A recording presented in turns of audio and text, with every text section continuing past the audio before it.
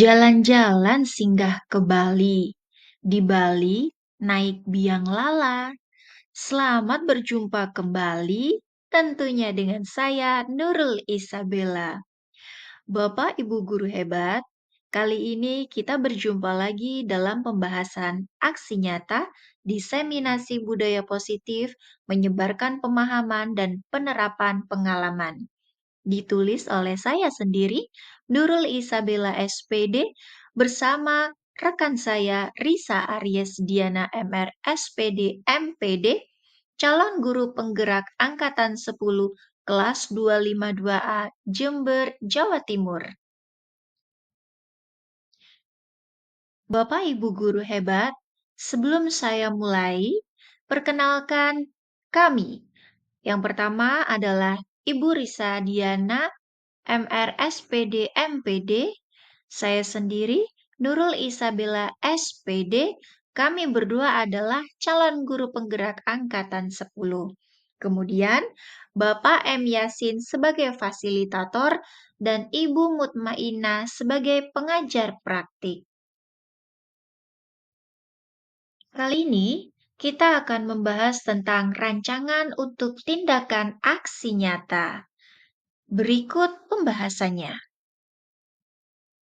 Bapak Ibu guru hebat, hal yang melatar belakangi kami membahas tentang adanya aksi nyata ini, yakni adalah murid tidak suka peraturan, karena selama ini mereka melakukan pelanggaran, maka akan cenderung mendapatkan hukuman dan cenderung akan mempermalukan dirinya, di mana hal tersebut pastinya akan menumbuhkan rasa trauma atau dendam pada hati mereka. Bapak Ibu guru hebat, tujuan kami membahas tentang aksi nyata ini yang pertama adalah untuk menciptakan murid yang merdeka dan disiplin diri yang kuat. Kemudian, menumbuhkan budaya positif di sekolah dengan meyakini nilai-nilai kebijakan universal, di mana untuk meyakini nilai-nilai kebijakan universal ini, kita perlu sosialisasi adanya budaya positif dengan contoh adanya kesepakatan kelas yang mufakat. Lini masa tindakan yang saya jabarkan di bawah ini yakni menghadap kepala sekolah untuk menjelaskan pentingnya penanaman budaya positif dan keyakinan kelas di sekolah, serta meminta izin untuk mendiseminasikan kepada para rekan-rekan guru. Kemudian, mengumpulkan rekan guru untuk melakukan diseminasi pemahaman materi budaya positif, yakni tentang keyakinan kelas dan segitiga restitusi. Berikutnya, kolaborasi dengan wali kelas untuk membuat keyakinan kelas masing-masing. Dengan harapan, kami dapat bisa merefleksi dan mengevaluasi keyakinan kelas yang kami buat. Bapak Ibu guru hebat, berikut merupakan PPT yang akan kami tampilkan pada saat kami melaksanakan aksi nyata diseminasi budaya positif di sekolah kami.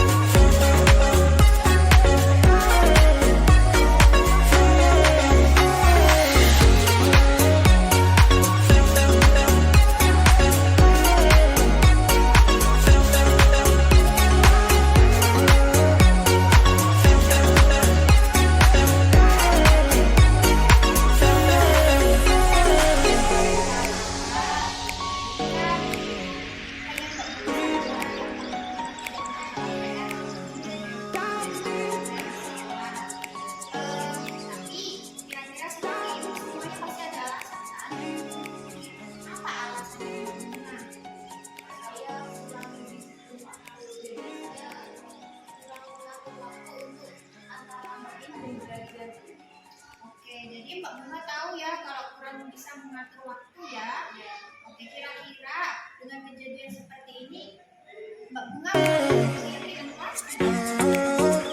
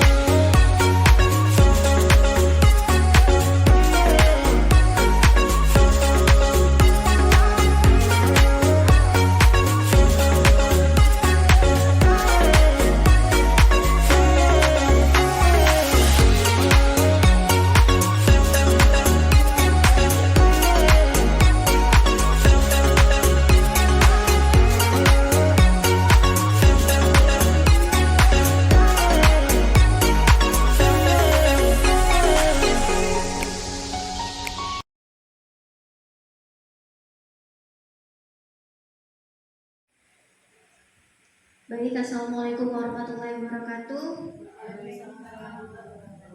Selamat siang Bapak Ibu semuanya yang saya hormati, Ibu Kepala Sekolah SMP Negeri 5 Jember, Ibu Lisa Arisdiana. Yang saya hormati Bapak Ibu Guru SMP Negeri 5 yang hadir di acara sosialisasi diseminasi budaya positif ini. Acara ini bertujuan untuk menginspirasi kita dan menyebarkan budaya positif di kalangan sekolah. Apa sih budaya positif di kalangan sekolah itu? Pada materi ini akan kita bahas. Untuk mempersingkat waktu, di sini saya sudah menampilkan aksi nyata diseminasi budaya positif dalam menyebarkan pemahaman dan penerapan pengalaman oleh kami, saya, Bu Bella dan Bu Risa. Latar belakangnya, yakni adalah yang akan kita bahas, murid tidak suka dengan peraturan, dan itu sangat umum sekali kita rasakan di sekolah kita saat ini. Karena selama ini, jika mereka melakukan pelanggaran, yang mereka rasakan adalah cenderung mendapatkan hukuman dan cenderung akan mempermalukan dirinya sendiri. Tujuan kita dalam membahas diseminasi budaya positif ini adalah yang pertama menciptakan murid yang merdeka dan disiplin diri yang kuat, kemudian menumbuhkan budaya positif di sekolah dengan meyakini nilai-nilai kebijakan universal. Sebelum saya lanjut pada tahap berikutnya, apa sih budaya positif itu? Budaya positif itu adalah suatu kegiatan yang dapat menimbulkan kegiatan-kegiatan yang keluar dengan dirinya sendiri memiliki pemikiran yang positif. seperti disiplin waktu, seperti kesadaran mereka dalam melakukan kesalahan, kemudian apa saja yang akan mereka lakukan setelah mereka sadar dengan kesalahan-kesalahan itu. Di sini rencana yang sudah kita akan kerjakan diantaranya adalah menghadap kepala sekolah. Kemarin saya sudah menghadap kepada Bu Risa untuk menjelaskan pentingnya penanaman budaya positif dan keyakinan kelas di sekolah, serta meminta izin untuk mendiseminasikan bersama Bapak Ibu. Jadi sebelum saya rapat ini, kemarin saya sudah izin dengan beliau, dan karena memang tujuan dan kepentingan kita sama, maka ada rapat diseminasi budaya positif ini. Kemudian berkoordinasi dan berkolaborasi dengan wali kelas untuk membuat keyakinan kelas di kelas masing-masing. Saya rasa untuk keyakinan kesepakatan kelas itu setiap kelas sudah kita lakukan. Memantau, merefleksi, dan mengevaluasi keyakinan kelas yang kita buat. Jadi tujuannya budaya positif, apakah keyakinan dan kesepakatan kelas yang sudah kita buat di sekolah ini sudah cocok atau sudah disepakati tidak dengan murid kita, atau hanya satu pihak saja. Karena pada dasarnya kesepakatan kelas itu harus sesuai dengan kesepakatan kelas antara siswa dengan guru juga wali kelas. Berikut merupakan proses kegiatan diseminasi budaya positif. Jadi konsep intinya budaya positif yang akan saya jelaskan di sini diantaranya yaitu perubahan paradigma belajar, disiplin positif, nilai-nilai kebajikan, kebutuhan dasar manusia, motivasi perilaku manusia, posisi kontrol guru, keyakinan kelas, dan segitiga restitusi. Bapak Ibu semuanya, kita tahu bahwa kita menjadi guru di sini apabila ada siswa kita yang melakukan kesalahan, itu pasti akan ada alasan mereka tersendiri. Nah, bagaimana caranya kita tahu alasan-alasan mereka sehingga kita tahu dari alasan itu kebutuhan dasar apa yang ingin mereka penuhi. Kemudian kita bisa mencari solusinya dengan menggunakan segitiga restitusi. Tentunya dalam menggunakan segitiga restitusi itu kita terapkan dan kita sesuaikan sesuai dengan kesepakatan atau keyakinan kelas. Pembelajaran dengan paradigma baru. Di sini saya tulis pembelajaran dengan paradigma baru merupakan pembelajaran yang dirancang berdasarkan prinsip pembelajaran berdiferensiasi. Berdiferensiasi itu di sini sangat banyak sekali. Contohnya diantaranya ada siswa kita yang difabel, ada siswa kita yang juga membutuhkan, benar-benar membutuhkan perhatian kita karena memang beda kebutuhannya. Dalam artian kebutuhan ini adalah kebutuhan mereka dalam perhatian kita terhadap murid dalam pembelajaran. Sehingga para peserta didik belajar sesuai kebutuhannya berdasarkan tahap perkembangan sesuai teori psikologi modern untuk mewujudkan profil pelajar Pancasila.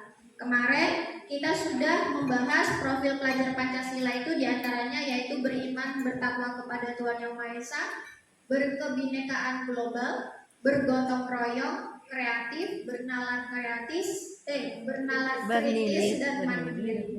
Mau ngomong kreatif itu kepleset.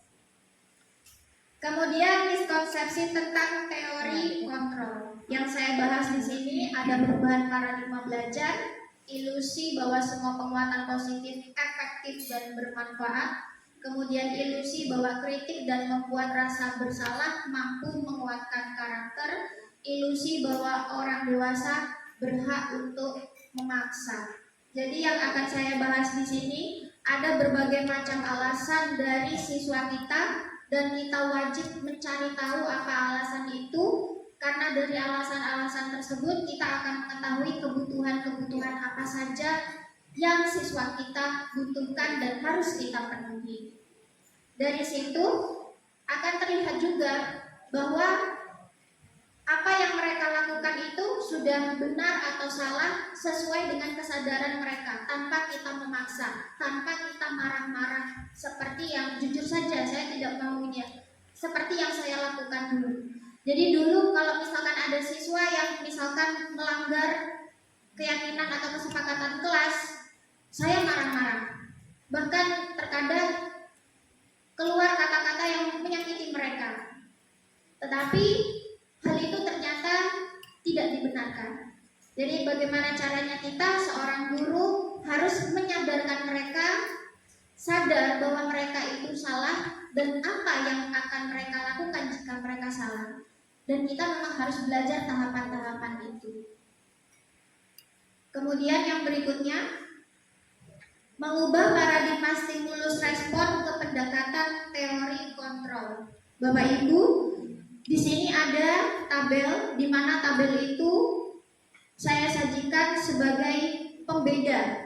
Jadi untuk stimulus respon itu kebutuhan realitanya kebutuhan kita sama.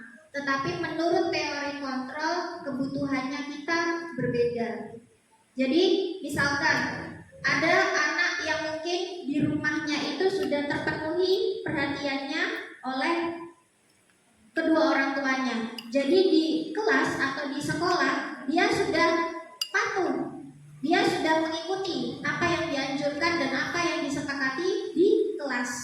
Tetapi ada kalanya, mohon maaf, ada siswa kita yang broken home. Jadi mereka itu butuh perhatian baik di rumah maupun di sekolah. Alhasil apa yang mereka rasakan di rumah kurang itu pasti akan dilakukan di sekolah.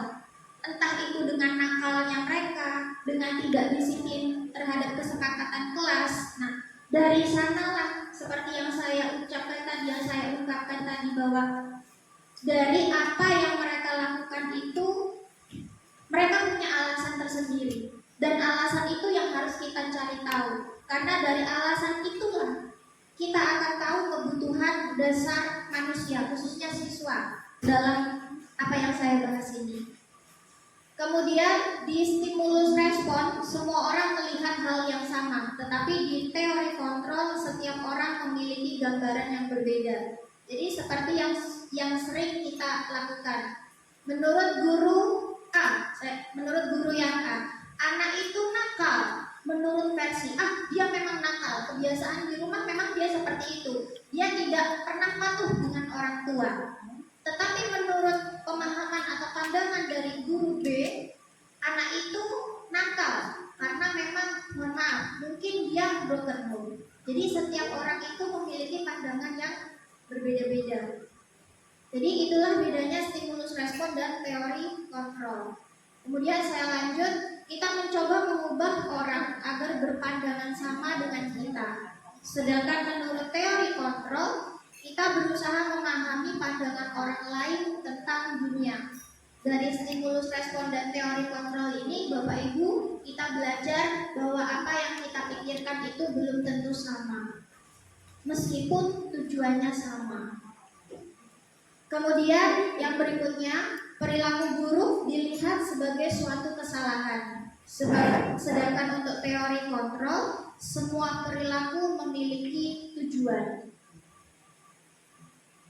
Yang berikutnya, orang lain bisa mengontrol saya, itu menurut stimulus respon. Tetapi untuk teori kontrol, hanya Anda yang bisa mengontrol diri Anda. Dari pembahasan ini, contoh, misalkan kita punya kesempatan untuk menggenggam sesuatu yang sangat berharga.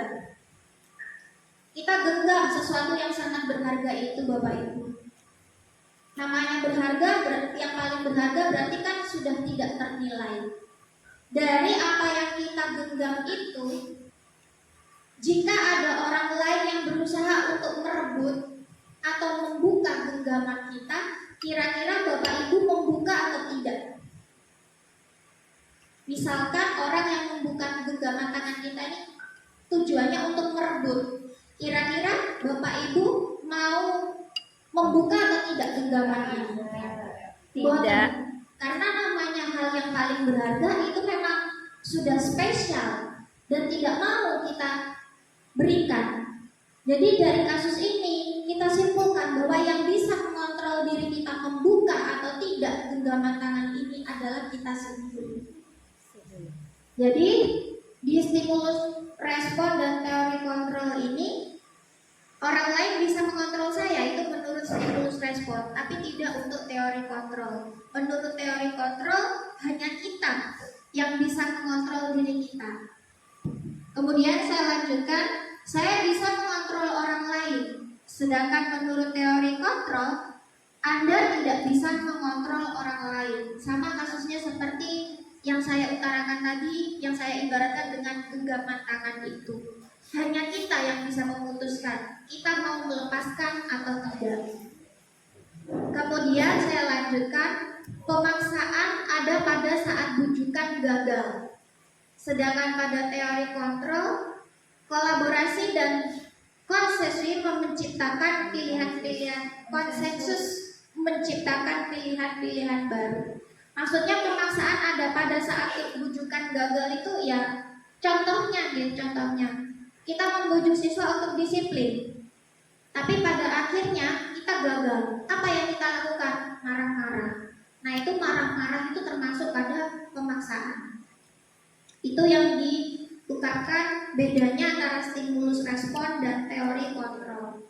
Kemudian model berpikir menang atau kalah itu yang ada di stimulus respon. Sedangkan untuk teori kontrol model berpikir menang.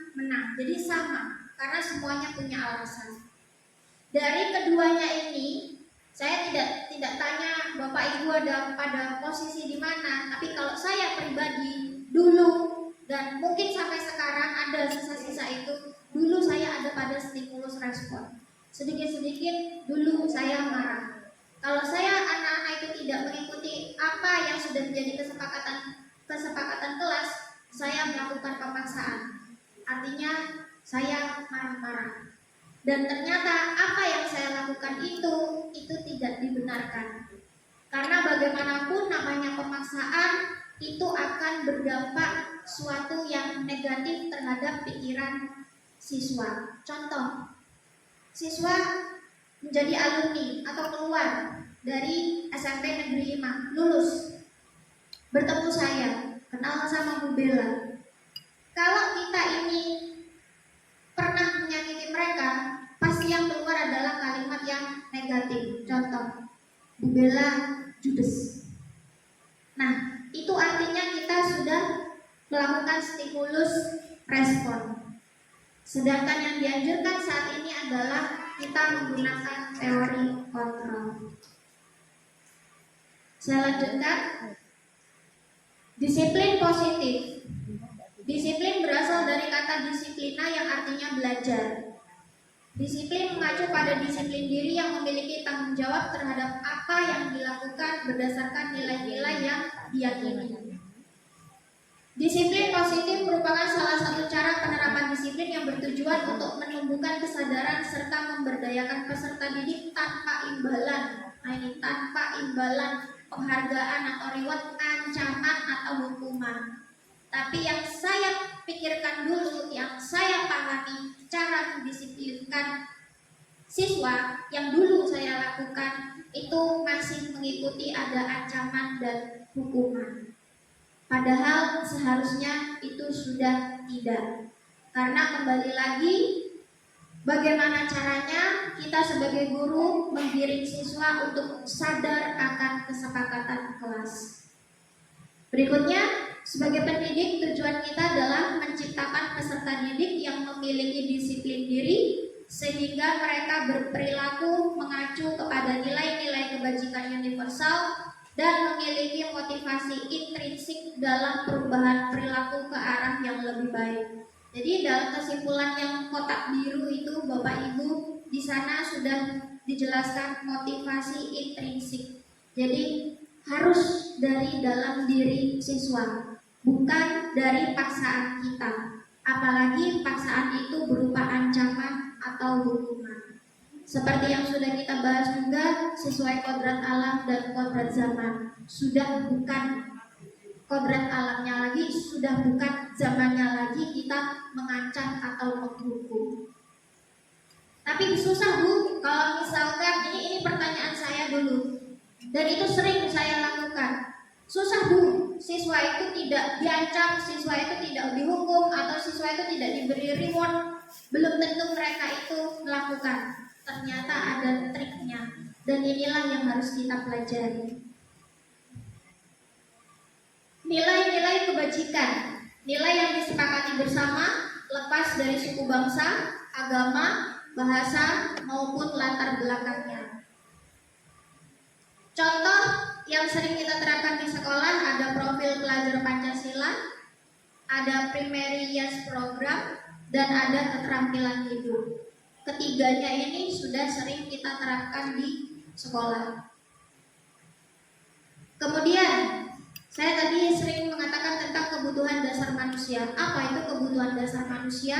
Kebutuhan dasar manusia adalah segala sesuatu yang kita lakukan untuk mendapatkan apa yang kita inginkan. Seluruh tindakan yang kita lakukan memiliki tujuan tertentu, dan semua usaha terbaik yang kita lakukan adalah dalam rangka agar kebutuhan dasar kita terpenuhi dengan baik. Bapak Ibu, sebentar lagi kita akan diberikan contoh dan bagaimana caranya kita merestitusi atau menyelesaikan masalah itu dengan langkah-langkah yang tepat. Nanti akan dibahas oleh Bu Risa. Apa saja kebutuhan dasar manusia itu? Ada 5. Bertahan hidup. Bertahan hidup itu di sini antara lain contohnya makanan, pakaian, tempat tinggal, keamanan, dan kesehatan. Jadi kalau ada siswa kita yang di sekolah mungkin dia sering tidur, dia sering lemas, bisa jadi alasannya adalah bertahan hidup. Apa itu? Mungkin di rumah kurang makan atau kurang tidur. Jadi mungkin alasannya ada pada nomor 1, bertahan hidup. Kemudian nomor 2 adalah kasih sayang. Kasih sayang diantaranya yaitu rasa diterima, dipedulikan, berbagi, kerjasama, menjadi bagian dalam kelompok. Jadi kalau misalkan ada siswa kita yang nakal atau caper, bisa jadi itu masuk pada kebutuhan dasar manusia nomor 2, yaitu mencari kasih sayang. Kemudian yang ketiga yaitu kebebasan. Kebebasan ini meliputi mandiri, memiliki pilihan, mencoba hal baru, mampu mengendalikan arah dirinya. Jadi contoh di kelas misalkan, saya nggak suka kalau gurunya itu hanya menerangkan saja. Itu termasuk kebebasan. Mereka ingin punya kebebasan. Bagaimana yang mereka inginkan? Saya kepengen ada permainan. Nah, tuh, kenapa harus seperti itu? Kembali lagi, kita kurikulum merdeka saat ini harus berpihak kepada murid. Bagaimana caranya murid itu nyaman, sehingga jika mereka sudah nyaman dan sudah disiplin, kita bisa mentransfer ilmu dengan baik. Kemudian yang keempat adalah kesenangan. Kesenangan itu terdiri dari bermain, humor, antusiasme, dan tertawa. Jadi kalau misalnya ada siswa kita yang suka tertawa, mungkin dia kebutuhan dasar manusianya ada pada nomor 4 ini. Saya lanjutkan untuk yang nomor 5, yaitu penguasaan. Di antaranya harga diri, keinginan untuk dianggap, memimpin, berprestasi, diakui, dan didengar. Jadi kalau ada siswa yang saya kepengen ranking 1 atau saya kepengen juara ini, juara lomba itu bisa jadi kebutuhan dasar manusia mereka ada pada poin 5, yaitu penguasaan. Motivasi perilaku manusia. Di sini untuk motivasi ekstrinsik, jadi dari luar, pengaruh luar, yaitu untuk menghindari ketidaknyamanan atau hukuman. Ada juga yang untuk mendapatkan imbalan atau penghargaan diri dari orang lain. Contoh kesalahan yang pernah saya lakukan. Jika kamu ranking atau jika kamu bisa juara dan membawa medali ke sekolah, nanti ibu kasih uang 50.000. Saya jujur saja, saya pernah melakukan seperti itu di sekolah dan ternyata itu salah. Meskipun sebenarnya itu bisa mendorong, tapi itu salah. Kenapa? Itu nanti akan timbul sifat pamrih dan tidak sadar pada dirinya sendiri, tidak untuk memacu dirinya sendiri secara ikhlas. Jadi jika misalkan mereka itu prestasi kemudian saya tidak memberikan, mereka akan kecewa dan bisa jadi itu tidak akan mereka lakukan kembali. Nah itu salah. Itu dulu, makanya sekarang saya sudah tidak mau lagi. Kemudian motivasi intrinsik ada pada dalam dirinya sendiri, yaitu untuk menjadi orang yang mereka inginkan dan mereka percaya. Jadi kalau semuanya timbul dari kesadaran diri sendiri, mereka sadar negatif positifnya apabila mereka melakukan sesuatu, insya Allah semuanya itu akan, kalau katanya orang, kalau katanya kita itu selamat hidupnya kan gitu ya. Kemudian di sini ada 3, ada hukuman, konsekuensi, dan restitusi. Bedanya bagaimana? Pada hukuman tidak terencana atau tiba-tiba. Jadi kalau kita marah-marah misalkan, kamu enggak piket, kosek, jeding, nah itu hukuman. Sedangkan konsekuensi itu terencana atau disepakati sesuai peraturan. Kalau misalkan di kelas kita sudah melakukan kesepakatan kelas, bagi siswa yang tidak piket berarti dia siap piket dalam waktu 1 minggu. Nah itu termasuk konsekuensi, bukan hukuman. Kenapa? Karena itu sudah tercantum di kelas dan merupakan kesepakatan kelas. Itu bedanya. Sedangkan untuk restitusi, proses menciptakan kondisi bagi murid untuk memperbaiki kesalahan. Jadi mereka tahu, oh saya tidak piket, berarti saya jangan menunggu ditegur dulu sama ibu, saya harus segera piket. Nah itu restitusi, timbul dari dirinya sendiri. Kemudian contoh hukumannya lagi, murid tidak tahu apa yang akan terjadi atau tidak dilibatkan. Itu hukuman. Jadi namanya kita marah terhadap siswa, kamu tidak mengerjakan PR, tulis kata minta maaf 30.000 kali di buku. Nah, kan mereka tidak tahu, kaget mereka, tidak terencana. Akhirnya ya mereka melakukan mungkin karena takut, tapi bisa jadi itu dendam, bahkan tidak ikhlas. Itu hukuman. Kemudian konsekuensi, murid siap dibuat tidak nyaman. Tidak nyamannya itu bukan karena apa, tapi mereka sudah, oh iya ya, saya salah. Nah, jadi bukan karena kita. Kemudian contoh berikutnya untuk hukuman bersifat satu arah. Namanya kita marah kemudian memberikan hukuman itu satu arah. Siswa kan tidak sepakat, siswa tidak mau sebenarnya. Kemudian hukuman itu bisa fisik atau psikis. Ini dulu sekali sebelum mungkin awal-awal saya jadi guru. Saya kalau menghukum siswa dan siswa itu sudah bandelnya luar biasa dan saya sudah tidak bisa menahan emosi, jujur saja saya dulu mencubit. Itu termasuk hukuman dan itu tidak diperbolehkan.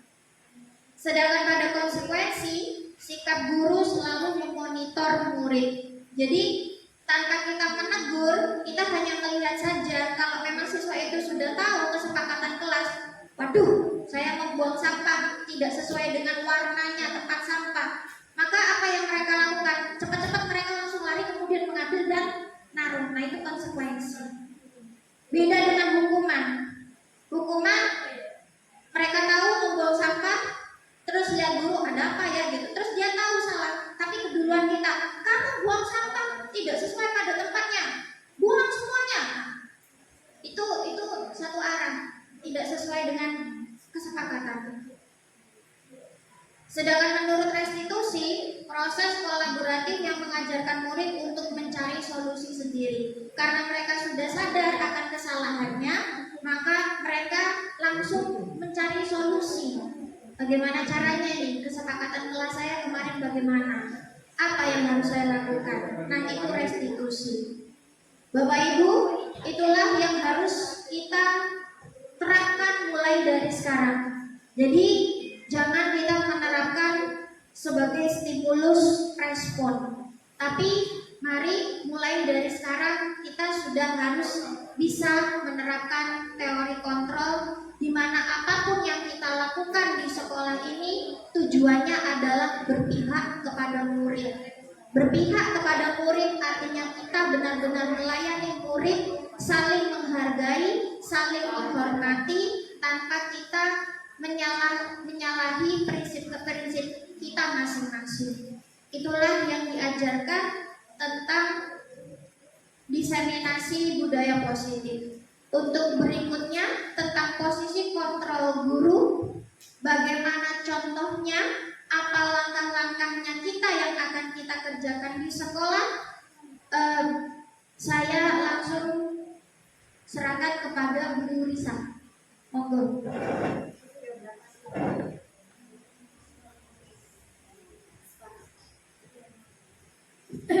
Baik, terima kasih Bapak Ibu, tetap semangat G. Saya juga memerlukan waktu minta panjenengan untuk mendiseminasikan kegiatan pendidikan guru penggerak tentang disiplin positif. Tadi sudah disampaikan oleh Mbak Bu Bella bagaimana tentang disiplin positif, ada keyakinan positif, ada penanaman keyakinan, ada kesepakatan kelas yang sudah kita laksanakan sebagai pendidik, menjadi guru pengampu maupun menjadi wali kelas maupun menjadi pembimbing untuk anak-anak. Saya melanjutkan di sini tentang 5 posisi kontrol guru. Tadi sudah disampaikan oleh Bu Bella mengenai apa tadi itu penghukum ya, apa tadi itu sebelumnya, penghukum, konsekuensi, kemudian restitusi. Jadi kalau restitusi itu lebih mengarahkan mendidik sesuai dengan filosofi Ki Hajar Dewantara. Baik Bapak Ibu, saya melanjutkan dari yang disampaikan Bu Bella. 5 posisi kontrol guru. Di sini ada istilahnya penghukum, ada istilahnya pembuat merasa bersalah, ada istilahnya sebagai teman, ada istilahnya sebagai pemantau, dan ada istilahnya sebagai manajer. Ada 5 posisi kontrol guru. Nah, kita termasuk yang mana? Ya, monggo kita bersama-sama belajar untuk slide berikutnya. Contoh penerapan 5 posisi kontrol guru. Di sini ada kasus siswa tidak memakai atribut lengkap saat upacara bendera. Nah, pada posisi guru sebagai penghukum, hormat pada bendera selama 1 jam. Dan ini pernah saya lakukan, Pak Ibu. Jadi saya minta siswa, tapi tidak sampai 1 jam. Ya, yang penting hormat atau menyanyikan lagu Indonesia Raya, hormat seperti itu. Jadi kalau seperti itu, guru itu pada posisi penghukum. Nah, yang kedua, pembuat rasa bersalah. Nah, berapa kali ibu atau bapak harus memberitahu kamu selalu saja mengecewakan ibu atau bapak. Jadi di sini ada pembuat rasa bersalah. Anak itu merasa bersalah. Nah, ini juga kurang baik terhadap perkembangan mental anak-anak. Lanjut. Ya, yang ketiga adalah sebagai guru sebagai posisi teman. Di sini contohnya dalam kasus yang sama ya Bapak Ibu, dalam kasus yang sama siswa tidak memakai atribut lengkap ketika upacara bendera. Yang posisi guru sebagai posisi teman di sini, ayo dong ikuti aturan sekolah. Tolong bantu ibu atau bapak ya sekali ini, tolong bantu. Jadi kata-kata seperti itu. Ya sudah, tidak apa-apa. Lain kali jangan sampai berbuat seperti ini lagi ya. Tolong bantu. Artinya itu pengharapan dari sepihak.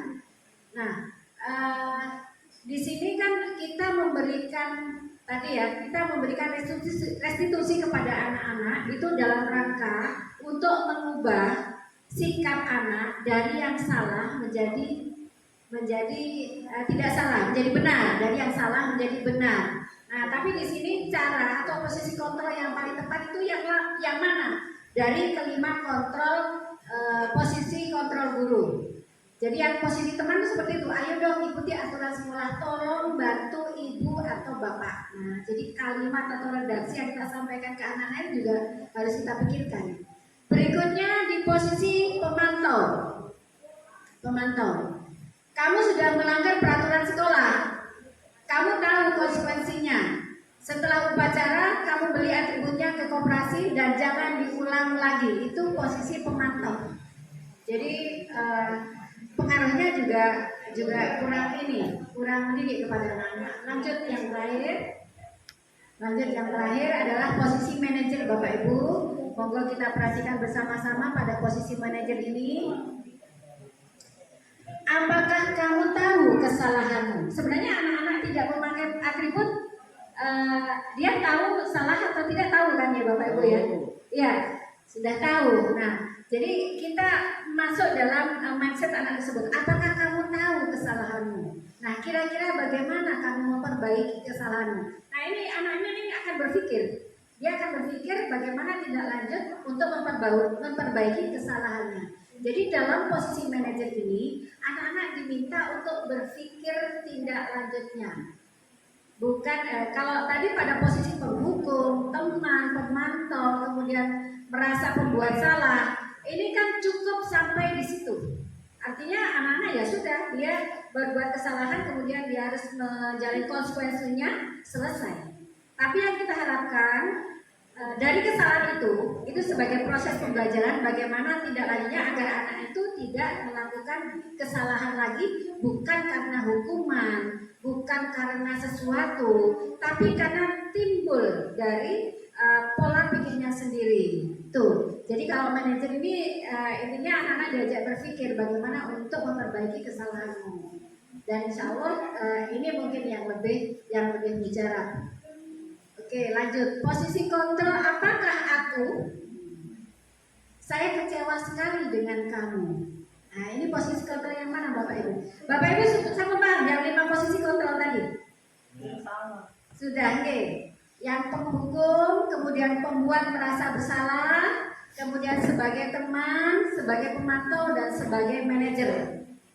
Oke. Kemudian di sini ada pertanyaan lah. Posisi kontrol, apakah aku ketika saya kecewa sekali dengan kamu? Posisi kontrol apa di sini? Membuat merasa bersalah. Iya, membuat merasa bersalah, betul ya? Oh, ya, luar biasa. Terus itu Pak Tegas. Ya, oke lanjut. Ya, jadi benar ya? Benar kan? Ya. Hah? Hadiah. Oh, aku jawab karena hadiah. Lanjut ya. Lanjut. Ya, yang kedua, pertanyaan kedua. Posisi kontrol, apakah kamu tidak pernah benar melakukannya?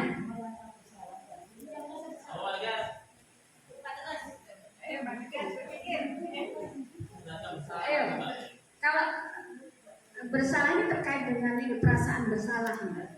Terus ini, kamu tidak pernah benar melakukannya, langsung dia menjustice. Penghukum, ya. Dan 5 itu penghukum ya.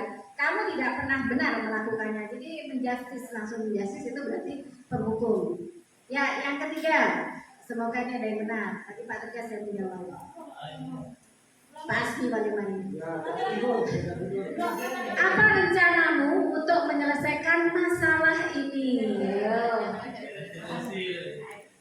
Apa rencanamu? Oh, Pak Tegas lagi ya? Apa Pak Tegas? Wah, keren Pak Tegas. Ya betul. Bener Pak Tegas ya? Tambah satu. Oke, yang keempat ini ya, ya. Ayolah lakukan demi bapak atau ibu ya. Nah, ayo. Sebagai apa kontrolnya? Teman Bu. Hah? Sebagai teman Bu. Kayaknya sudah siap CGP. Ayolah ya sebagai teman ya, betul Pak Tegas ya. Wes susu malah CGP sing angkatan rolas ya. Ya, terakhir Bapak Ibu. Posisi kontrol apakah kamu tidak pernah mendapat nilai jika tidak mengerjakan tugas.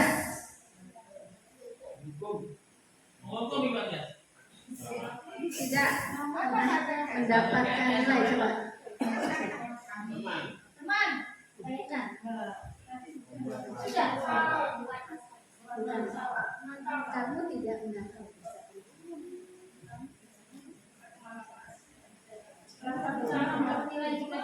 Kamu tidak pernah mendapat nilai jika tidak Ayo mana ini? Pemantau. Jika tidak mengerjakan tugas, tidak dapat nilai jika tidak mengerjakan tugas. Berarti agak dianalisa sedikit ya ini masalahnya. Agak dipikirkan. Keyakinan kelas, sekarang keyakinan kelas. Mengapa keyakinan kelas? Mengapa bukan peraturan kelas? Bapak Ibu, ketika panjenengan membuat sebuah atau menanamkan sebuah keyakinan kelas, itu biasanya di kelas melalui apa? Atau mungkin Pak Jenengan langsung buat peraturan sebelum seperti itu Bapak Ibu. Melalui musyawarah G.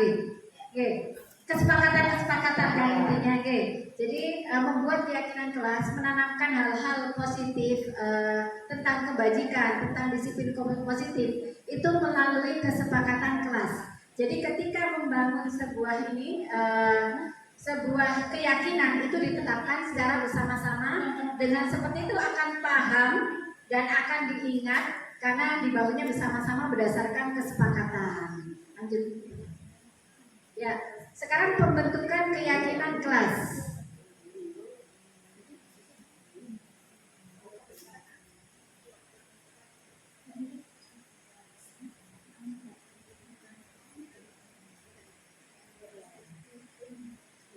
Bapak Ibu, ketika kita membentuk keyakinan kelas itu bersama-sama dengan anak-anak, ya setidaknya keyakinan kelas itu dapat diterima, dapat dipahami, kemudian secara umum itu mempunyai nilai-nilai kebajikan, nilai-nilai kebaikannya.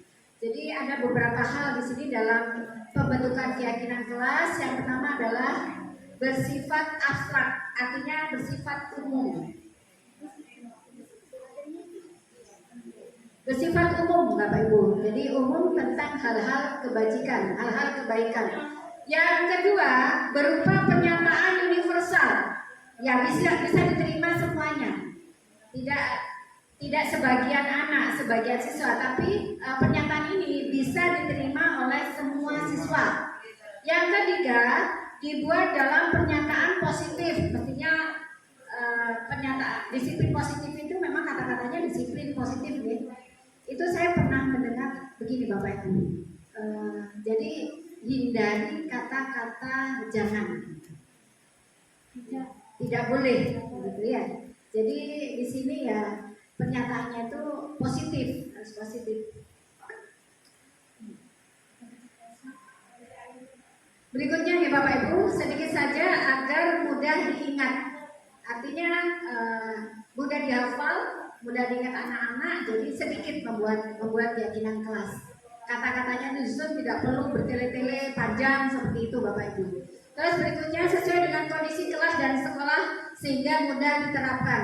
Yang mungkin antara 7A, 7B, 7C itu mungkin yang spesial, yang khusus di kelas itu yang bisa dipahami oleh seluruh kelas yang ada di kelas 7A. Di kelas 7B mungkin kondisinya beda. Begitu ya Bapak Ibu ya, sesuai dengan kondisi, tapi di sini tetap menanamkan nilai-nilai hal yang baik atau disiplin positif. Yang terakhir, semua warga sekolah atau warga kelas dilibatkan saat membuat keyakinan kelas. Nah, ya tujuannya kita sampaikan agar semuanya itu tersosialisasikan. Lanjut.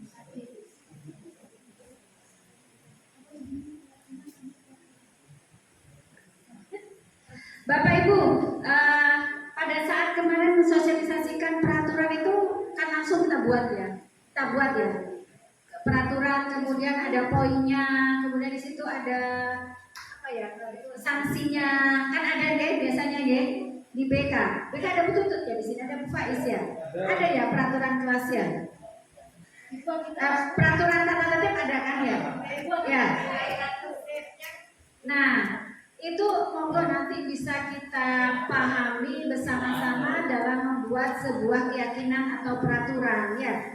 Terus mungkin di kelas yang menjadi wali kelas pernahkah membuat seperti itu? Sudah. Oh, Pak Asri sudah. Wali kelas sudah.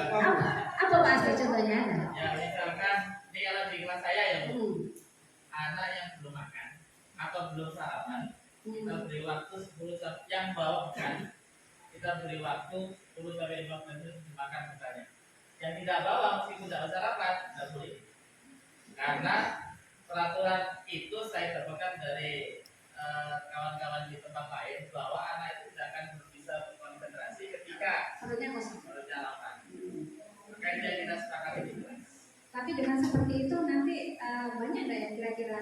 Akhirnya lama-lama tidak berkurang banyak. Ya. Bu, saya boleh bertanya? Ya boleh. Tadi yang disampaikan saya tidak tahu teori dari mana itu, dari BMM atau dari mana, karena saya juga disiplin positif di BMM. ditarik dari kacamata yang lain, bukan dengan agama misalkan. Bukankah Tuhan kita juga memberikan ancaman dan juga pahala kepada orang-orang yang taat dan tidak taat? Maka tadi tidak bertentangan ini. Karena tadi misalkan contoh, saya pernah kasih uang 50 kepada orang yang dapat medali misalkan, itu kan memberikan anjingan supaya mereka berprestasi. Bukan, nah itu sama. Katanya kan begitu tadi. Kemudian apakah tadi tidak bertentangan dengan konsep agama bahwa kita ini dijanjikan surga, kita dijanjikan juga neraka apabila beriman dan tidak beriman. Jadi pertanyaan saya, apa tidak bertentangan nanti? Ya, ini pernah saya mendengar ya, ada sebuah sekolah ya, ada sebuah sekolah ketika ada muridnya tidak sholat begitu ya, sampai ada tindakan seperti itu ya Pak Asmi. Ini berdasarkan humanisme ya, humanisme ya, tetap namanya nilai-nilai agama itu kita tidak bisa disamakan dengan tetap sholat ya, harus kita ajak anak sholat. Mengajak dengan menyuruh juga beda ya Pak Asmi ya. Ya, ketika anak-anak kita suruh itu ya memang pada waktu itu sholat ya. Tapi setelah itu ya kita tidak tahu dia di belakang kita itu melaksanakan sholat atau tidak. Artinya dalam proses sebuah pembelajaran itu perlu kita tanamkan keteladanan, kemudian ajakan, arahan yang sesuai filosofi Ki Hajar Dewantara. Jadi tidak serta-merta ya, beda kalau kita menoleh ke belakang ya, dulu mungkin ketika zamannya Bu Ratni, Bu Indah mungkin ya, hafalan pasal-pasal itu yang 37 pasal ya, 38 ya pasal, dan ayat-ayatnya itu gak iso dicepat ya, seperti itu ya. Itu jadi kita pada saat ini tidak bisa memakai seperti itu Mas. Ya, ajakan, arahan. Padahal ini yang menanamkan Ki Hajar Dewantara ya, tahun berapa itu? 1986 dari mulainya ini. Jadi Ki Hajar Dewantara Bapak Pendidikan itu menyampaikan, jadi ya termasuk Keturi Handayani, Inarso Sutulondo Imakti Mangunarso Keturi Handayani. Jadi yang disampaikan Pak Asmi tadi mengenai dosa, pahala dan dosa. Ini rahasia Allah ya. Ya jelas memang ini salah, tapi di situ ada nilai-nilai secara implisit. Mungkin dari sisi jiwa, mental yang tahu itu hanya Allah. Hati kita yang bisa mengukur hanya Allah ya. Kita memberikan beramal ya. Katanya tangan kiri harus kita sembunyikan ya.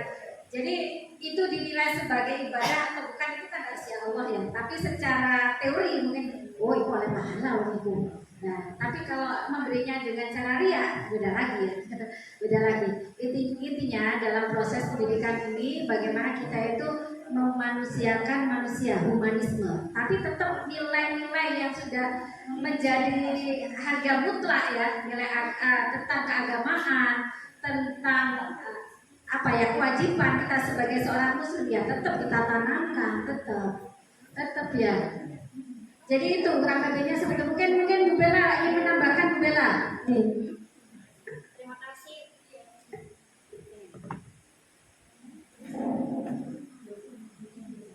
Oke, terima kasih Pak Asmi pertanyaannya. Apa yang kita pikirkan itu sebenarnya ya kita sama lah ya. Dan itu sempat saya perdebatkan pada saat saya mengikuti CGP. Jadi Bapak Ibu di sini saya luruskan, bukan kita tidak diperbolehkan untuk melakukan suatu hukuman. Tetapi sekali lagi saya tegaskan, di sini kita punya langkah-langkah. Jadi yang pertama itu kita itu harus melakukan restitusi segitiga terlebih dahulu, segitiga restitusi terlebih dahulu. Jadi setelah segitiga restitusi itu memang benar-benar tidak tercapai, peran kita sebagai manajer itu tidak tercapai, boleh kita langsung limpahkan kepada kesepakatan kelas atau keyakinan kelas. Dari kesepakatan kelas dan keyakinan kelas itu terdapat beberapa bukan hukuman, tapi konsekuensi. Hukuman dengan konsekuensi itu mungkin tujuannya sama, tetapi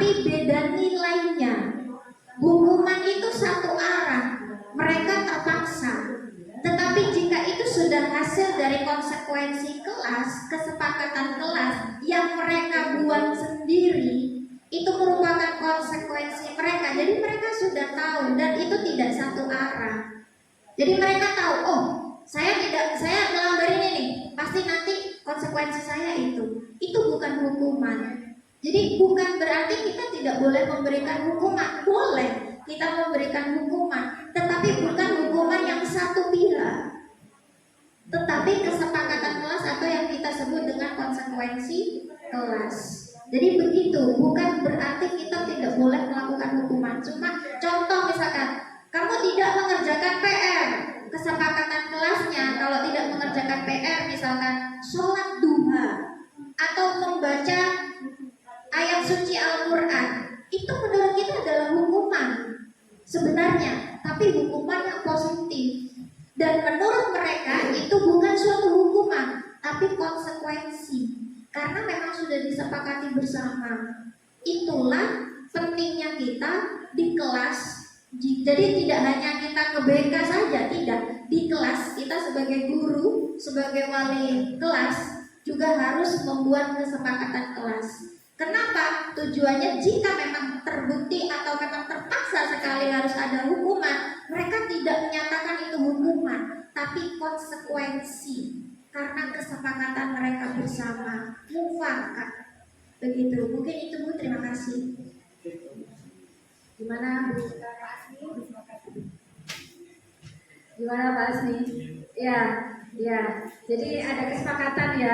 Jadi pendidikan sekarang ada pendidikan militer juga ya. Kedinasan itu karena memang sudah kesepakatannya seperti itu, bagaimanapun ya harus disepakati.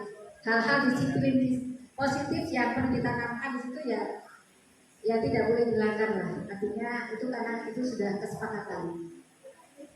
Terus mengenai dari mana pemahamannya ya, pemahamannya tetap dari filosofi Ki Hajar Dewantara. Kemudian ada tokoh-tokoh pendidikan di situ, tokoh-tokoh psikologis. Kalau dulu yang kita kenalkan Abraham Maslow ya. Sekarang di sini ada Gleiser.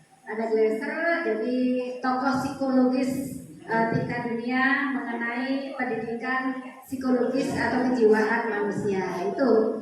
Jadi dasar-dasarnya itu. Oke, lanjut. Nah, ini tadi yang disampaikan Bu Bella. Jadi segitiga restitusi, ada tahapan-tahapannya Bapak Ibu. Ketika anak-anak berbuat salah, ketika anak-anak terlambat, itu kita tidak langsung menjustis. Mungkin dulu saya masih awal menjadi guru ya, sama seperti Bu Bella, saya nyubitan. Nyubit saya benar itu. Dulu itu angkatannya siapa? Bayu Gatra itu kan juga satu kelas, saya pernah mengajar di SMA 1 Jasa. Gak bisa itu rame, saya cubit ya. Setelah itu lama-lama saya belajar kalau saya mencubit sama saja saya menyakiti diri saya sendiri. Nah kemudian anak-anak saya suruh post up, pernah itu saya lakukan. Anak-anak salah ini berapa soal post up gitu. Tapi lama-lama mindset saya sudah mulai berubah. Bagaimana ketika saya melihat anak-anak saya di rumah melakukan kesalahan, untuk proses pembelajaran itu bagaimana kita lebih humanis dalam melaksanakan pembelajaran. Bapak Ibu Bapak Ibu terkait dengan dilanjut apa boten niki? Bentar ya.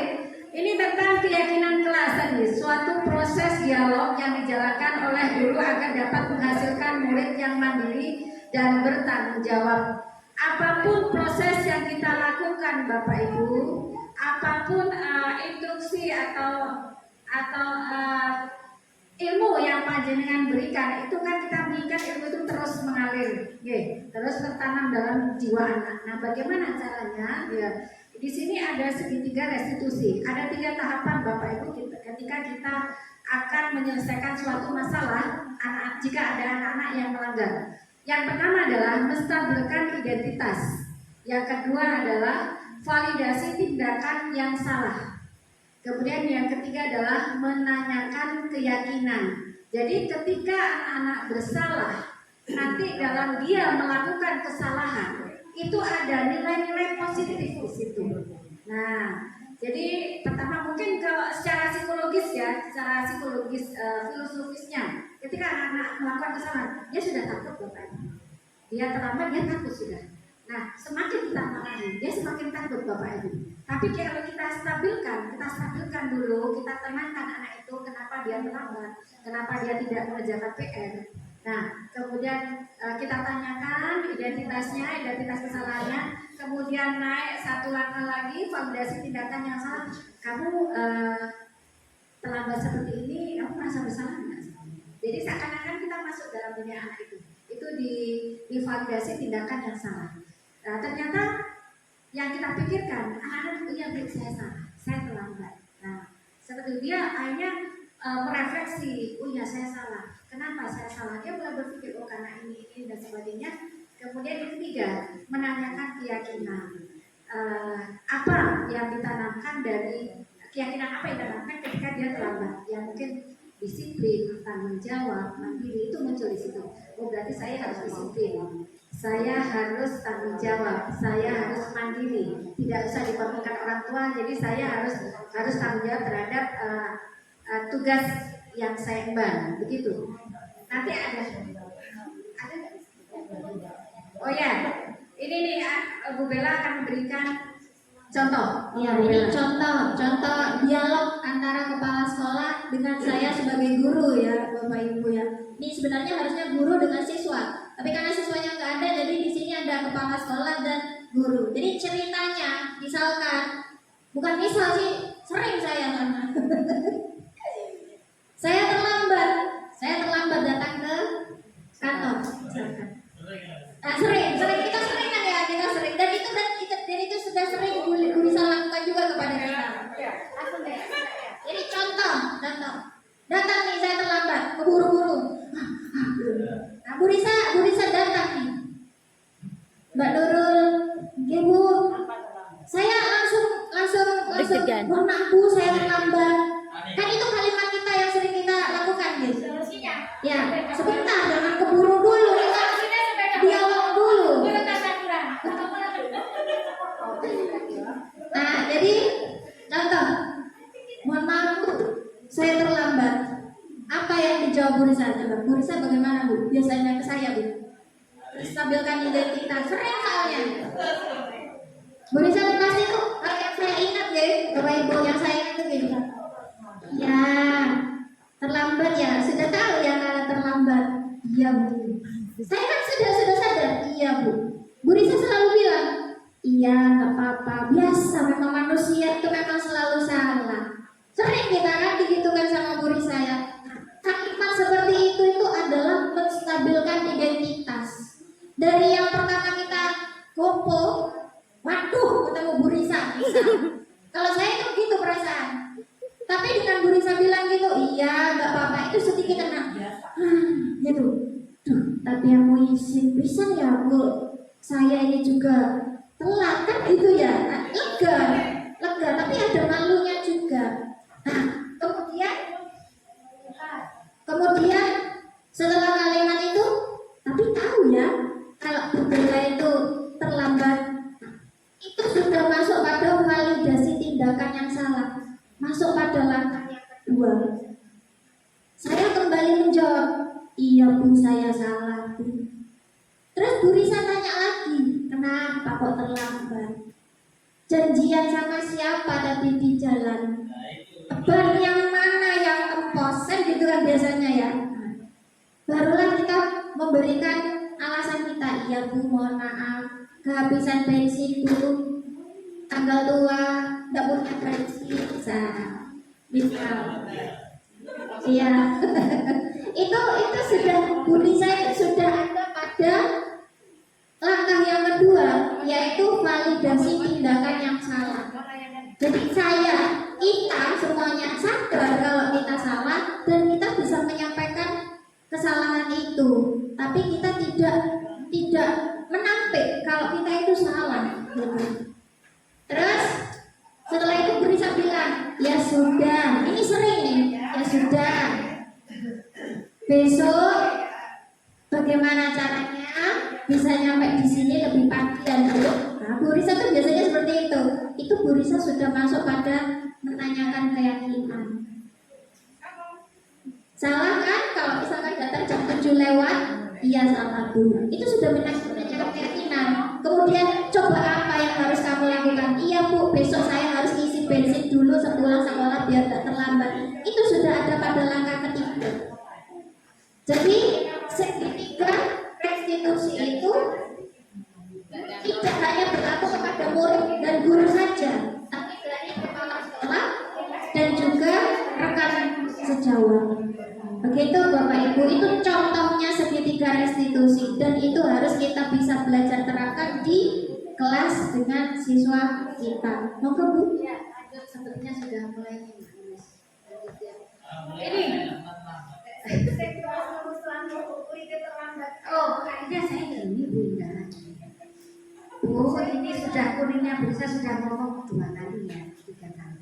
Nanti bisa lebih ketegasan, ya harus lebih tegas lagi. Dan sudah saya lakukan itu. Nanti saya lihat lagi. Kan saya nggak perlu cerita di tempat umum, Bu. Ini sudah.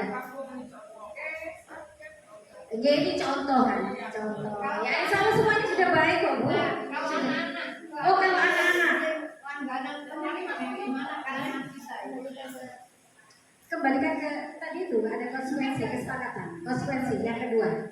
Oke, kan tadi kan ada hukuman, ada konsekuensi, ada restitusi. Konsekuensi kan ada kesepakatan. Jadi mengingatkan kembali kepada anak. Lanjut ya, saya akan menjelaskan yang 3 sisi tadi. Yang pertama, menstabilkan identitas. Berdasarkan prinsip membuat kesalahan adalah bagian dari proses pembelajaran. Tidak semuanya orang itu langsung bisa. Tidak semuanya orang itu langsung benar. Kadang-kala anak itu harus melalui salah dulu, baru dia paham akan kesalahannya. Ini menstabilkan identitas.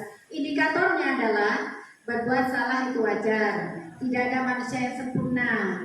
Al-insanu mahal kotok manusia. Begitu ya. Ibu atau bapak juga pernah melakukan itu. Ibu atau bapak tidak mau mencari siapa yang salah, tapi ibu atau bapak ingin mencari solusi dari permasalahan ini. Artinya anak itu harus kita cari solusinya, kadang kita bantu untuk mencari solusinya dalam menyelesaikan masalah yang dihadapi.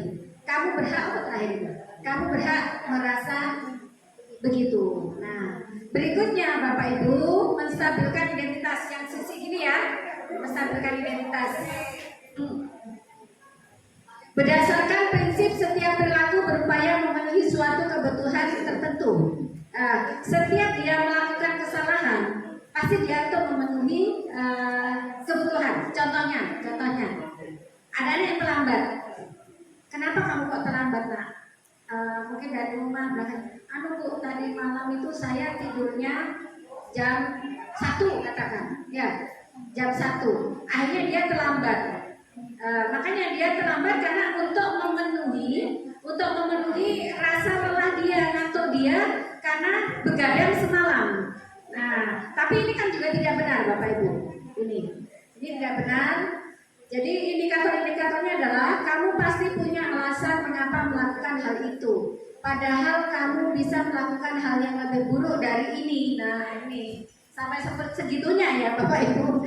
Jadi biar anak-anak ini merasa, oh iya saya memang betul-betul salah begitu. Jadi merasa kalau apa yang dilakukan itu salah. Kamu patut bangga karena telah melindungi sesuatu yang penting buatmu. Kamu melakukannya karena mempertahankan sesuatu yang penting bagimu. Mungkin ini penting, Bu, saya harus mengantarkan orang tua dan sebagainya ya. Ya, yang terakhir, wes, belum. Oh. Menstabilkan identitas berdasarkan prinsip teori kontrol bahwa pada dasarnya kita termotivasi secara intrinsik. Apa keyakinan kelas kita? Nilai-nilai apa yang telah disepakati bersama? Seperti apa gambaran sebuah kelas yang ideal menurut kamu? Kamu ingin menjadi orang yang seperti apa? Artinya dalam membangun sebuah kesepakatan, anak-anak diajak berpikir. Nah, dengan seperti itu mungkin ya mindsetnya itu akan tertanam dengan baik kepada anak. Karena kita ajak anak-anak untuk membangun kesepakatan hal-hal disiplin positif. Ini contohnya. Contoh penerapan segitiga restitusi. Sudah. Ya, baiklah Bapak Ibu, Untuk disiplin positif ini, di sini ada kesimpulan ya, dalam penerapan program disiplin positif hendaknya guru memiliki standar kepribadian profesional dan sosial yang baik, di mana guru mampu merefleksikan dirinya dalam posisi kontrol saat ini. Bagaimana perjalanan dirinya sebagai among atau manajer yang menuntun murid-muridnya menjadi insan yang mandiri, merdeka, dan bertanggung jawab atau standar nasional pendidikan. Jadi tujuan pendidikan itu juga filosofisnya dari Ki Hajar Dewantara Bapak Ibu. Jadi anak-anak itu berkembang dan kita arahkan, kita tuntun anak-anak itu sesuai dengan kodrat alam dan kodrat zaman. Ketika zamannya kita dulu kita terapkan di anak-anak sekarang, ya insya Allah banyak pertentangan-pertentangan dan itu susah sekali untuk kita terapkan dalam masa-masa saat ini. Begitu. Begitu ya Bapak Ibu. Mungkin ada pertanyaan? Oh ya begini. Sebelumnya assalamualaikum warahmatullahi wabarakatuh. Waalaikumsalam. Mohon maaf perjalanan karena sibuk ngurusin. Oh ya Bu, ini dalam kehidupan misalkan pas saat saya ngajar gimana ya Bu ya. Maaf ini kelas saya kan anaknya yang terakhir. Di sini setiap ada masalah kan, jadi alhamdulillah selalu ngabari saya walaupun tidak selalu. Di foto jelek, oh anakku, boleh bersyukur ya Allah. Ternyata masih dalam masalah. Anak-anak itu contohnya ini, saya sudah membuat kesepakatan kelas yang tidak pakai atribut kelas begini dan begitu. Anak-anak setuju, ya Bu, sudah. Waktu itu kan kita pakai sandal ya Bu, karena harus bersuci. Contohnya, di kelas harus ada 2 sandal. Yang satu untuk siapa untuk saya, pokoknya kalau ke kamar mandi harus pakai sandal. Kita sepakatan itu sudah Bu. Oke, gitu. Nah di sini lambat laun Alisa rumah berbuat kehabisan tadi Bu. Manusia kebanyakan dari anak saya itu kebanyakan kebanyakan polos sama kakak kelasnya Bu, sama kayaknya. Jadi ini mau ngobrol-ngobrol ya, oh nanti katanya tadi guru harus sabar dan sebagainya. Oke Bu, bisa? Oke, nah, di sini saya terus sabar saya sabari. Kok anak telonjak, nah kok begini dan itu, ada titik Bu saya. Ya sudah, ya sabar katanya sabar lagi. Terus katanya laporan dari guru ABCD sangat luar biasa Bu. Nah saya memang selalu diperhatikan. Ini aku nggak pakai sandal. Nah kemarin akhir-akhir ini Bu nggak pakai sepatu di PP di lapangan. Alhamdulillah itu Bu. Saya sangat senang dan luar biasa Bu ya. Ya sudah mungkin anak-anak jelas. Nah ini saya gimana ya Bu solusinya itu Bu tentang pertama apa tadi? Bukan kesepakatan diganti dengan keyakinan. Nah di sini tuh saya agak tanda tanya Bu, antara kesepakatan dan keyakinan itu bedanya apa? Apa kesepakatan ini apa dan keyakinan karena kesadaran ini seperti itu. Tidak tahu saya Bu ya. Dan saya mau bertanya sama Bu Bella sama Bu Lisa gimana solusinya supaya tidak ada hukuman tapi anak-anak itu sadar. Jadi ada kata-kata membentak tapi anak-anak itu bisa, oh yo ini kesalahanmu. Aku harus begitu, tanpa harus paksa. Dan ini bagi saya Bu, kesukaan harinya saya tidak marah tapi bersadar apa mau disombong. Sombong Bu sebenarnya. Ada sombong. Sudah Bu, terima kasih. Assalamualaikum warahmatullahi wabarakatuh. Masih ada sebentar. Iya, ada sih.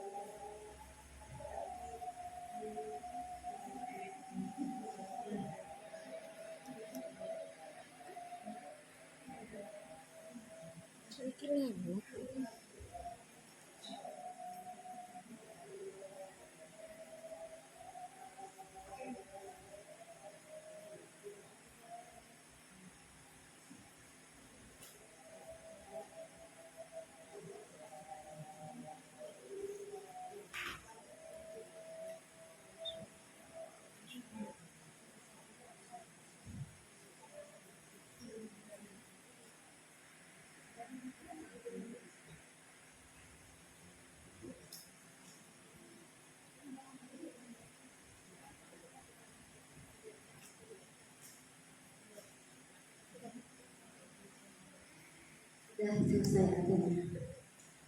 Baiklah Bu Dini, saya coba untuk mencarikan solusi ya. Jadi terkait dengan apa yang sudah dialami Bu Dini dalam rangka keyakinan kelas atau kesepakatan kelas ya. Terus tadi itu anak-anak ada 2 sandal ya. Itu kenapa sekarang kok tidak ada? Ya ini kan agak kendor ya mungkin. Ya monggo. Nah ini makanya kalau kita mengacu pada asas trikon KHD ya, trikon jadi kontinuitas, konsisten dan konvergen. Nah ini perlu kita perhatikan, kontinuitas, konsisten dan konvergen, bahwa pendidikan itu harus kontinu, terus menerus, tidak lanjut, berhierarki, konsisten bahwa keyakinan itu harus konsisten, tidak kadang ini ya ada enggak. Nah itu terus yang ketiga konvergen, jadi harus mengacu pada nilai-nilai budaya karakter bangsa kita, nilai alam, nilai attitude seperti itu. Nah kalau tadi yang dilakukan Bu Dini itu kan apa tadi itu, jadi hanya menyampaikan anak ya, sudah tidak segitiga restitusinya masuk enggak? Pada tahap menstabilkan dan validasi kesalahan, belum pada menanamkan keyakinan. Nah yaitu jadi mungkin posisi among atau manajer yang ada di depan ini kita terapkan dalam diri kita. Mungkin saya juga, kita bersama-sama bagaimana kita menuntun anak-anak itu sesuai dengan kodrat alam dan kodrat zaman ya. Ketika yang dulu zaman dulu kita pakai, sekarang nggak bisa ini ya. Tapi konsisten itu harus ada, continue harus ada. Nah, jadi untuk konsisten bagaimana ya? Ini menjadi bukan hanya menjadi permasalahan yang kelasnya Bu Dini, juga menjadi permasalahannya lembaga. Bagaimana kita dalam menertibkan lagi, lebih konsisten lagi terhadap keyakinan-keyakinan yang ada di sekolah kita. Ya harus kita tegakkan lagi bersama-sama. Kami kan nggak kuat kalau Bu Dini sendiri. Mungkin sebelahnya, paling tidak Bu Dini kelas berapa? Iya 7 apa? Nah itu tetangganya ada 7F, 7D, itu akan berdampak Bapak Ibu. Sama ketika kita dalam satu komunitas, kita sudah sepakat jam 7 on time, paling tidak setengah 7, jam 7 kurang 10 lah. Kita bisa, ternyata ada teman kita yang jam 7 lewat 10, bahkan 7.30. Nah itu berpengaruh nggak kepada kita? Jelas itu akan berpengaruh, ya akan berdampak kepada kita. Yang monggo kita dimanapun itu memberikan pengaruh-pengaruh positif, pengaruh-pengaruh baik agar bisa. Kalau kita saling memberikan kekuatan pengaruh atau dampak positif, insya Allah yang ada positif terus. Tapi kita ada pengaruh negatif saja, itu nanti akan berefek, berimbas ya. Hal-hal negatif mulai. Jadi tadi ya dalam lagu ini mungkin belum sampai ke menanamkan keyakinan. Ya. Jadi perlu ditanamkan keyakinan, meskipun itu sudah dibuat ya kesepakatan ya. Jadi keyakinan dulu kan dulu ya. Kalau kesepakatan baru keyakinan ya. Kesepakatan dulu baru keyakinan, kan disepakati dulu, baru yakin ya bahwa itu adalah hal-hal baik, disiplin positif, hal-hal kebajikan seperti itu. Jadi disepakati dulu, kesepakatan dulu, baru keyakinan. Nah, jadi seperti itu ya. Jadi kita untuk menjadi seorang manajer itu harus belajar gini, ya, karena ada ilmunya gitu kayak Bu Ratmi ada ilmunya menjadi seorang manajer itu, ya. Lalu bagaimana kita itu mengarahkan anak-anak sehingga anak-anak itu tumbuh dan mandiri sesuai dengan jadi membentuk attitude, membentuk sikap, membentuk karakter, bukan karena takut karena hukuman dan sebagainya ya, tapi tetap kita mengarahkan. Sama seperti ini ada cerita dosen saya, tapi saya tidak menyebutkan nama ya. Putranya sudah mahasiswa semua ya. Dosen saya itu luar biasa, tapi ketika mengajak anak-anaknya itu sholat ya, dia sholatnya disuarakan dengan keras, dilafalkan dengan keras, biar anaknya mendengar sehingga dia langsung sholat. Jadi dia tidak menyuruh sholat, kamu ayo sholat tidak, tapi dia sholat agar anaknya segera sholat, lafalnya itu di volumenya dinaikkan, begitu. Ya, itu cerita dosen saya, itu Bapak Ibu Masih ada yang mau ditanyakan, monggo? Kapan dia begini ya? Ini contoh satu Bu, misalkan baju tidak dimasukkan, nah kita berikan keyakinan itu bagaimana? Kamu tidak pakai jam-jam, kenapa bisa dipakai biasanya? Oh ya, begini ya. Misalkan si Badrun ya, Ya, betul. ya si Badrun itu bajunya dikeluarkan, sepatunya tidak dipakai. Badrun sini nak. Kenapa sepatunya tidak dipakai? Ya, kenapa seragamnya tidak dimasukkan? Iya bu, ini bu, ya. Lah terus panas ya. Memang kalau jam segini ini ya terasa panas ya, ya. Tapi kan itu tidak sesuai dengan kesepakatan. Ya. Tidak, benar apa enggak? Terus apa yang kamu lakukan ini benar apa tidak? Salah atau tidak? Begitu. Akhirnya dia berpikir ya, oh salah dan sebagainya. Kemudian coba kalau kamu kalau sepatu tidak dipakai, teman-teman ada yang tidak pakai sepatu juga kan banyak ya. Ya itu, tapi harus kita ingatkan semuanya, nggak bisa kita sepihak teman. Kita harus continue Bapak Ibu. Jadi Bapak Ibu guru menegur pun juga seperti itu. Yang satu kekang, yang satu longgar, susah itu sudah. Ya, memang harus sepakat ya kalau kita memang mau menguatkan keyakinan ini kita bersama-sama, tidak sepihak. Yang guru A melonggarkan, yang guru B ini lebih disiplin, yang guru C ini ya seperti itu. Jadi kita harus sefrekuensi harus sama, begitu ya, sama-sama mengingatkan. Dan temannya tidak pakai sepatu banyak, susah kita itu. Ya, misalkan di situ bukan hanya Badrun, ada 10 lah. Ya kita panggil 10 anak itu. Jangan Badrun saja yang dipanggil. Wong saya saja kalau melihat anak-anak tidak pakai sepatu, kok pakai banget nih. Ya ini harus ada komitmen. Saya bengok-bengok ini ya gak direken. Ya harus mungkin gurunya, wali kelasnya, atau semua bapak ibu guru mengingatkan. Jadi sama, satu frekuensi sama. Begitu ya. Jadi kalau misalkan si Badrun tadi temannya ada yang tidak pakai harus kita panggil begini. Ya tetap dengan segitiga restitusi tadi ya mungkin gerah, tapi di sini kan ada keyakinan sekolah. Jadi nilai-nilai kebaikan. Ya, nilai-nilai kebajikan.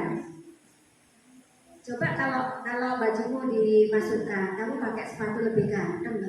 Bagaimana kita bisa mengenal anak-anak itu biar anaknya itu paham akan kesalahan yang dilakukan. Lain kali berarti harus dipakai sepatunya. Ya mungkin Bu Nurul ya. Oke, saya menambahkan untuk Bu Dini ini sekalian. Saya sempat mendengar tadi Bu Indah juga bertanya seperti itu dan Bu Dini juga mengkaitkan lagi. Di sini saya mau meluruskan dulu apa bedanya kesepakatan kelas dengan keyakinan kelas. Kesepakatan kelas itu adalah mufakat, suatu keputusan yang dihasilkan bersama dan itu dimufakati. Itu namanya kesepakatan kelas. Lalu apa bedanya dengan keyakinan? Bapak Ibu, kesepakatan itu terkadang meskipun sudah dimufakati masih ada siswa yang melanggar. Oke kan? Nah, dari yang melanggar itu berarti yang melanggar itu masih belum memiliki keyakinan. Dia belum tertanam dalam pikiran dan hatinya bahwa ada kesepakatan kelas. Jadi itu bedanya. Kesepakatan kelas itu dibuat bersama secara mufakat dan hasil yang positif dan tertanam dalam hati dan pikiran itu yang disebut dengan keyakinan kelas. Nah, tadi saya kaitkan dengan pertanyaan dari Bu Ida. Bagaimana caranya jika siswa itu sudah berulang kali melakukan kesalahan? Padahal dia sudah tahu kesepakatan kelasnya atau kesepakatan di sekolah, tata tertib sekolahnya sudah paham. Apa yang harus kita lakukan? Kita kembali lagi sebagai manajer. Jangan menjadi seorang teman. Kalau kita menjadi seorang teman, akan kembali kasusnya seperti Bu Dini tadi. Sudah membuat kesepakatan kelas, tapi mereka tidak punya keyakinan karena kita mungkin tidak menyampaikan terus-menerus. Sehingga apa? Siswa itu bergantung kepada guru. Itu bedanya manajer dengan teman. Posisi kontrol guru tadi ada manajer dan teman. Ya? Jadi kalau teman itu membuat siswa bergantung kepada guru. Jadi nanti kalau mereka melakukan kesalahan, mereka pasti masih Bu saya salah. Jadi bagaimana Bu? Masih ada pertanyaan. Tapi kalau kita sudah berhasil, makanya ini harus kita sering-sering refleksi diri dan harus sering-sering belajar untuk melakukan segitiga restitusi dan menjadi manajerial. Agar apa? Karena kita kalau sudah bisa menjadi seorang manajer, siswa itu sudah punya keyakinan. Jadi bedanya kesepakatan kelas dengan keyakinan seperti itu. Jadi kalau misalkan ada siswa yang sudah berulang kali melakukan kesalahan, kita tidak perlu marah, kita tidak perlu membuat hukuman. Kita kembalikan pada sikap kita sebagai kontrol, posisi kontrol kita sebagai manajer. Apa itu? Kembalikan. Kita punya kesepakatan sekolah kan? Kita punya tata tertib kan? Nah, bagaimana di tata tertib itu? Jadi begitu, dari sana nanti siswa itu akan tahu konsekuensi yang harus mereka kerjakan. Begitu Bu Dini, semangat kita semuanya harus tetap bisa menjadi manajer, jangan lagi menjadi teman, apalagi penghukum. Begitu ya, Bu Dini. Jadi makanya tadi bisa sampaikan, ayo kita sama-sama belajar untuk jadi manajer. Jadi ketika anak-anak berbuat salah, kita bisa bersama-sama mencari solusinya. Ya, bagaimana misalkan anak SD terlambat karena tidurnya malam atau begadang, bagaimana kita memberikan solusi? Ya coba tidurnya lebih awal, pakai wecker atau perlu komunikasi dengan yang lain. Ya. Baiklah Bapak Ibu, demikian diseminasi yang kita sampaikan terkait dengan disiplin positif dari modul 1.4 ya, masih 4 modul ya, tinggal 8 modul kita.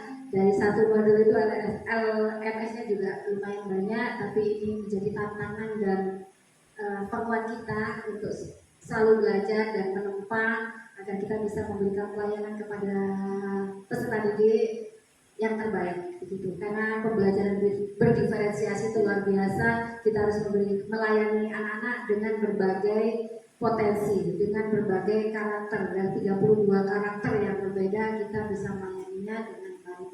Demikian Bapak Ibu, semoga bermanfaat. Akhirul kalam, wallahu muwaffiq ila aqwamit thoriq. Wassalamualaikum warahmatullahi wabarakatuh. Matur nuwun sampai